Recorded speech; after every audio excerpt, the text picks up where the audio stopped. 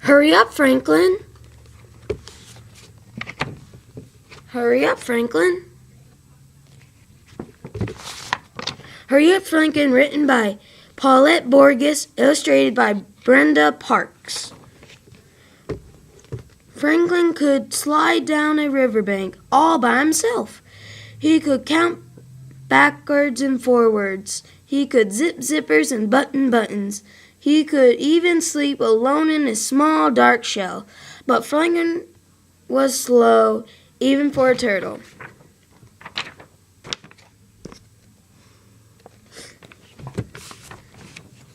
Hurry up, Franklin, pleaded his mother. Hurry up, Franklin, begged his father. Hurry up, Franklin, shouted his friends. I'll be there in a minute, said Franklin, but there was always so much to see and so much to do. Franklin was never there in just a minute.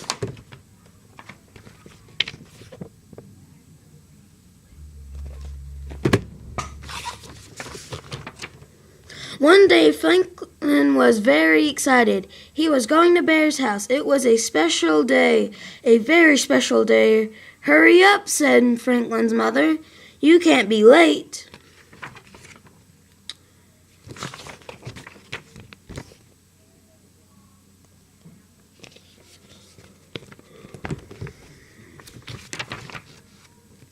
It wasn't far to Bear's house, just along the path over the bridge and across the berry patch.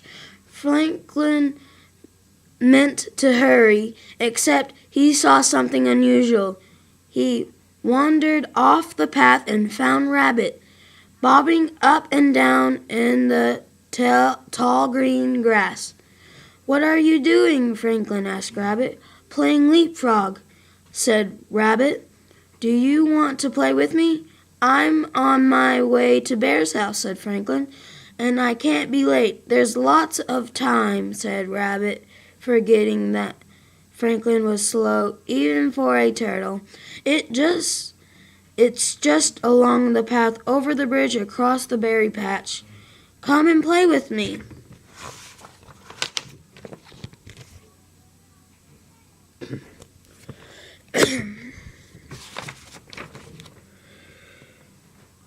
Franklin knew it wasn't far, and so he said, Yes, Rabbit, leaped over Franklin again and again.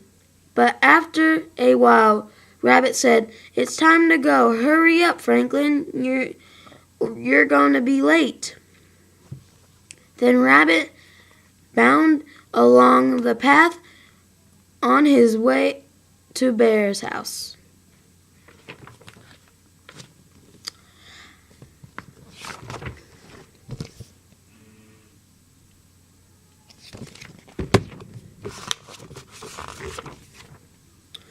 I'll be there in a minute, said Franklin, and he meant to be in just a minute, except he heard an odd sound. Franklin wandered even farther off the path until he found Otter sliding up and down the riverbank. What are you doing, Franklin? Asked Otter. Slipping and sliding, answered Otter. Do you want to play with me? I'm on my way to Bear's house, said Franklin, and I can't be late. There's lots of time, said Otter, forgetting that Franklin was slow, even for a turtle. It's just along the path, over the bridge, and across the berry patch. Come and play with me.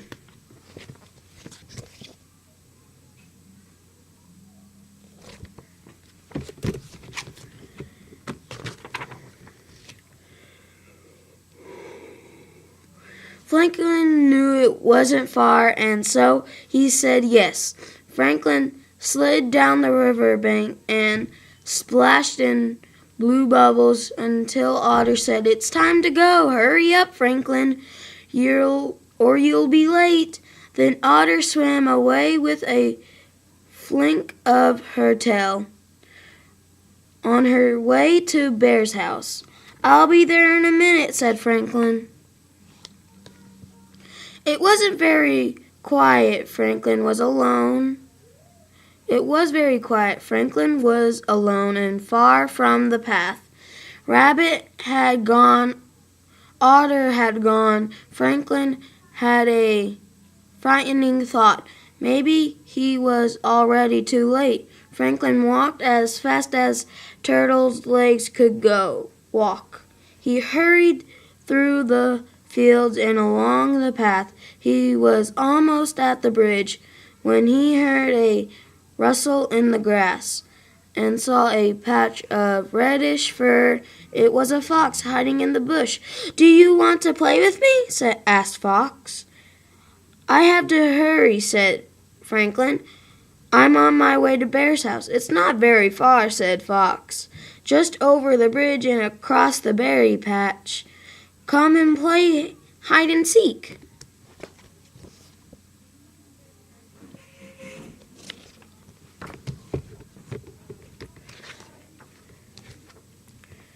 Franklin hesitated. Hide and seek was his favorite game. "Ready or not?" asked Fox. Franklin shouted, "Ready!" and he was just about to step off the path when he remembered it was a very special day and he couldn't be late.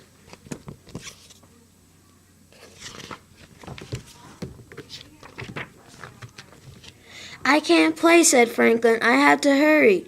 Franklin rushed along the path and over the bridge. He was in such a hurry he almost stepped on Snell. "Where are you going in such a hurry?" asked Snell, who was even slower than Franklin. "I'm on my way to Bear's house," said Franklin. "I have to hurry. I can't be late. Being late would ruin everything."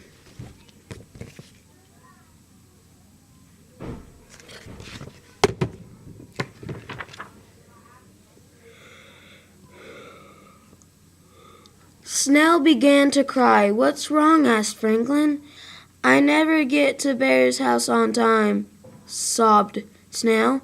"It's not very far," said Franklin. "Just across the berry patch." It seemed very far to Snell, and he sobbed even harder. "Don't worry," said Franklin bravely, but even Franklin was worried. It was farther than he thought. It was a very big berry patch. He wished he hadn't played with Rabbit. He wished he hadn't played with Otter. He wished he hadn't wasted so much time talking to Fox. Then he remembered it was Bear's special day. There was no time to cry. He had to hurry.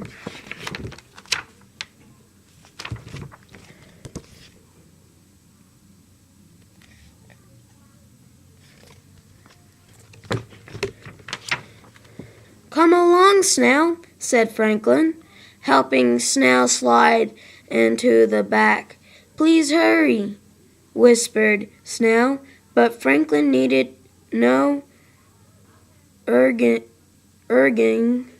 He moved surely and steadily. He hurried past the blackberries. He hurried past the gooseberries. He even hurried past the raspberries. And he was almost to Bear's front gate when he remembered something important.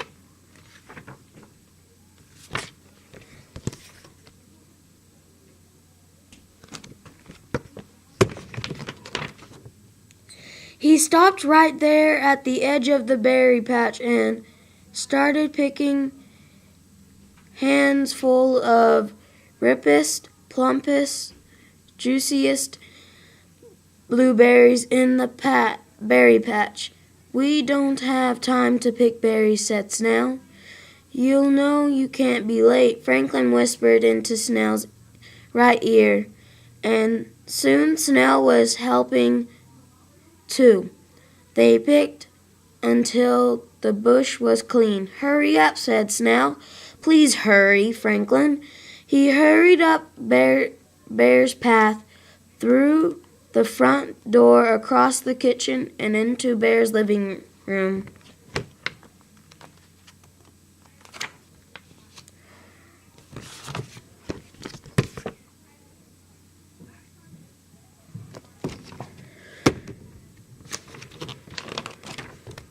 Rabbit was there, Otter was there, Fox was there, everyone was there. Franklin and Snell had made it just in time to shout, "Surprise!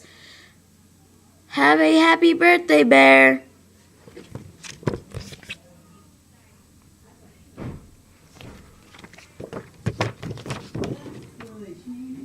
And he did.